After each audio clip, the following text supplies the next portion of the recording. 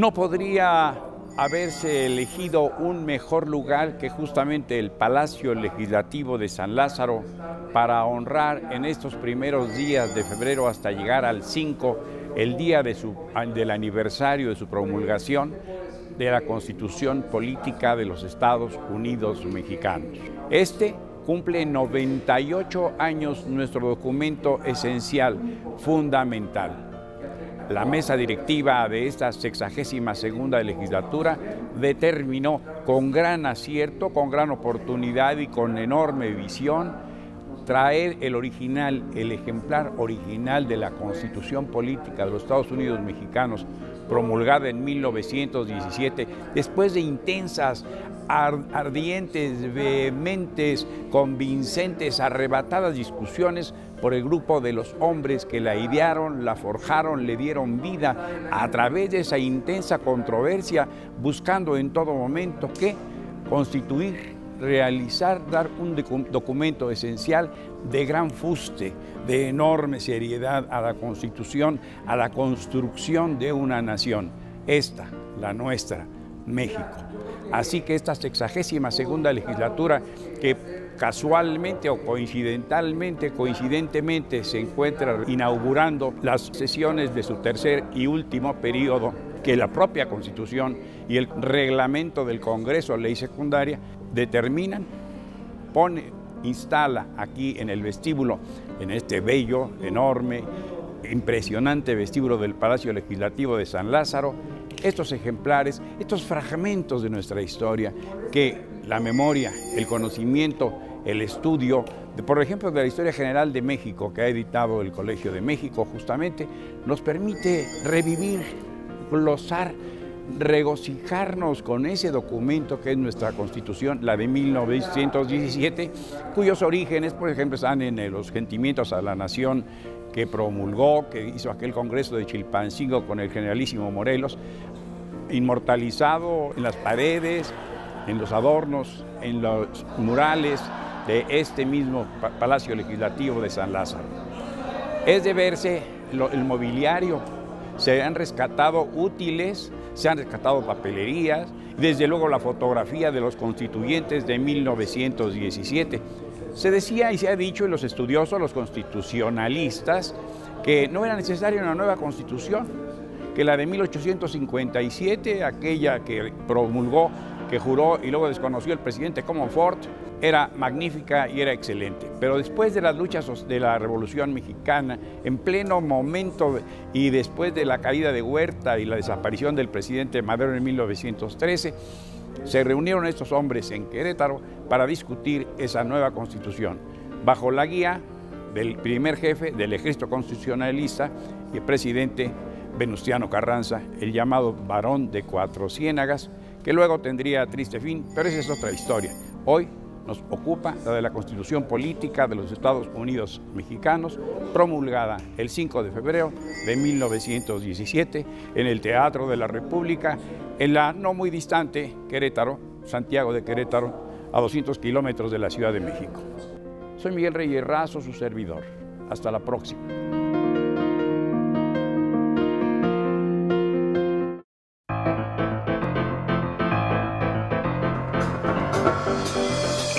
Regresamos, estamos desde el Congreso con el tema de la línea 12 del metro. Cortamos en el bloque anterior con el diputado Huerta. Lo que yo quiero dejar muy claro, porque este fue un asunto estrictamente mediático que utilizó el PRI y el Verde. Miren, siendo sinceros, no va a pasar a mayores. Yo en el debate parlamentario lo dije. Si quisieran ejercer una acción penal en contra de Marcelo Ebrard, pues lo pueden hacer, tienen su derecho, pero no son capaces de hacerlo. Tuvieron que usar a la Cámara de Diputados para que le mande a decir a la jefatura actual de la ciudad que por favor ellos intervengan para que le envíen a la Procuraduría General de la República. O sea, dan muchas vueltas. Si tienen los pelos en la mano, pues que denuncien los diputados del PRI y del Verde, pero ¿por qué no lo hacen? Porque era utilizar a una comisión de la Cámara para un golpeteo político contra un actor político que les es incómodo y sobre todo para desviar la opinión pública de los temas que esta Cámara sí debería de estar discutiendo. En el mes de diciembre 200 diputados firmamos para hacer una comisión de investigación a Peña Nieto, en su relación de interés con el grupo IGA, con el señor Hinojosa, por toda la corrupción que desde Los Pinos está viniendo y se ve claro en la casa que dice que compró su esposa, pero que evidentemente todos sabemos que fue un moche que le dio este empresario al presidente, así como la casa de Malinalco al secretario de Hacienda y Crédito Público, y como todos los días estamos viendo la corrupción que brota en los del PRI, que son los aliados del Verde. Hoy tenemos a Murat con aviones en Nueva York, con departamentos en Nueva York, tenemos a toda la clase política de este partido inundada en la corrupción que los mexicanos saben. Pues quisieron desviar la opinión ahí, tan es así que lo que tanto alegaban y que alega aquí el diputado, de que va a haber que la Cámara le dé nota a las procuradurías, está parado. ¿Por qué? Porque obviamente el presidente de la Cámara, viendo que era una acción política y no legal, pues detuvo y está detenido ese supuesto aviso que le iban a dar a la Procuraduría y demás. O sea, puro rollo, como decimos en la calle, y la verdad es que lo que sí debería de hacer esta comisión es investigar las cuestiones técnicas que vino a plantear muy bien Marcelo, cosas elementales. ¿Quién recibió la línea y por qué se echó a andar?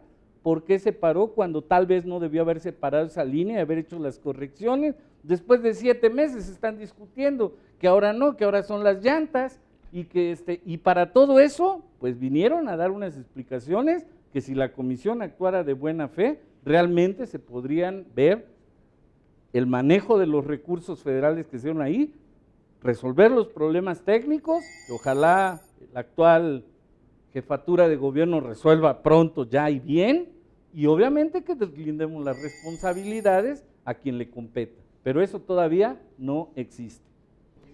Muchas gracias, diputado. Y bueno, diputado Verdeja, ¿cuál es su opinión con respecto a lo que se debería hacer? ¿Cuál es la postura, o mejor dicho, qué considera que debería ser la comisión en este momento? ¿Cuál es el siguiente paso?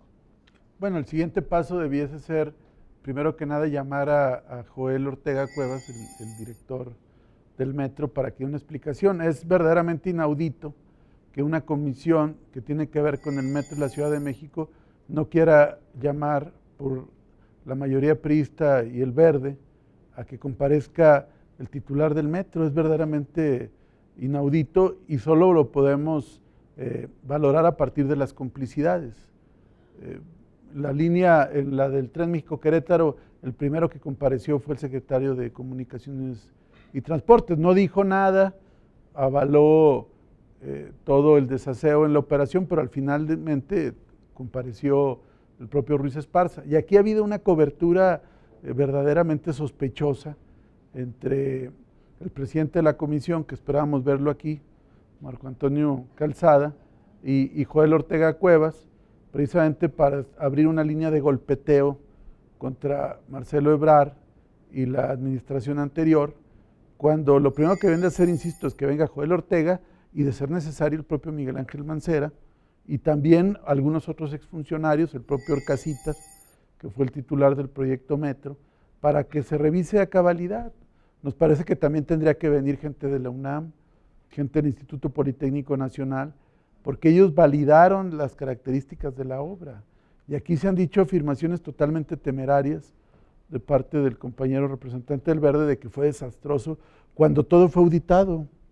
Se hicieron 10 auditorías del órgano de control de la Ciudad de México, 5 auditorías de la Auditoría Superior de la Federación, que equivalen al 90% de los recursos ejercidos, y las observaciones fueron solventadas.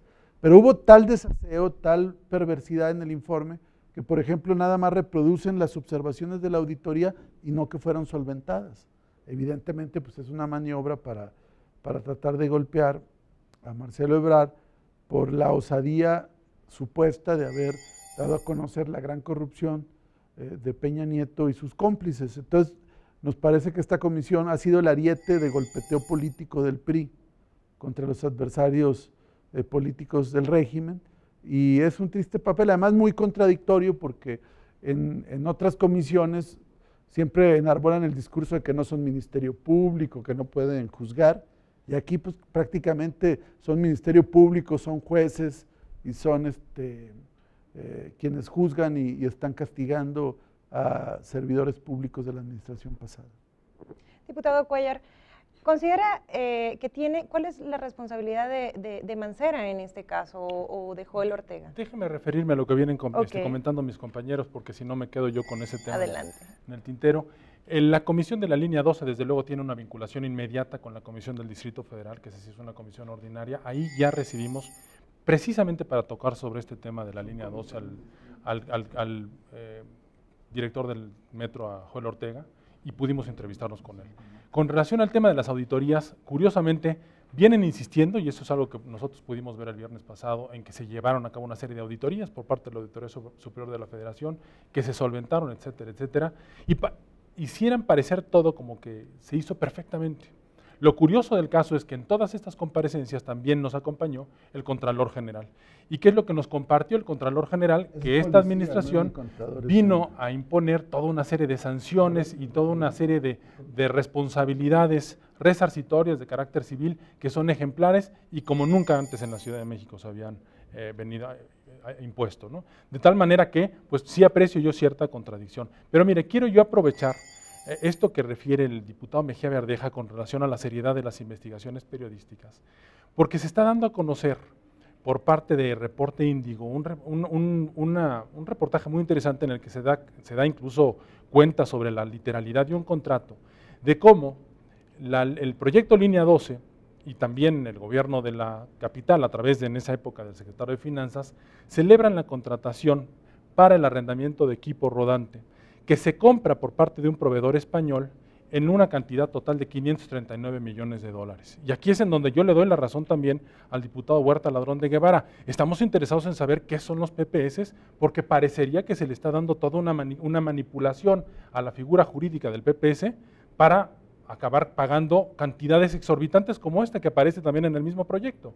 A pesar de que se le compra a la compañía española en 539 millones de dólares el material rodante, ¿sabe cuánto pagó el Distrito Federal por el mismo? A través de los contratos de PPS, que son arrendamientos que realmente eran adquisiciones que tendrían que haberse licitado, pues nada más y nada menos que 1.588 millones de dólares.